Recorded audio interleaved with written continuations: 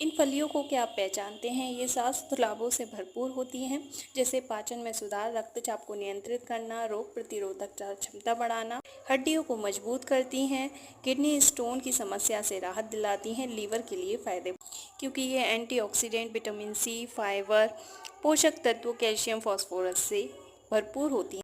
अगर आप पूर्णतः स्वस्थ हैं तो इसे सब्जी के रूप में, दाल में मिलाकर, सलाद के रूप में खा सकते हैं, वरना डॉक्टर की सलाह से ही खाएं। ये हैं मूली की फलियां, बॉटनिकल नेम रेफिनस सटाइव, जिन्हें मोगरे भी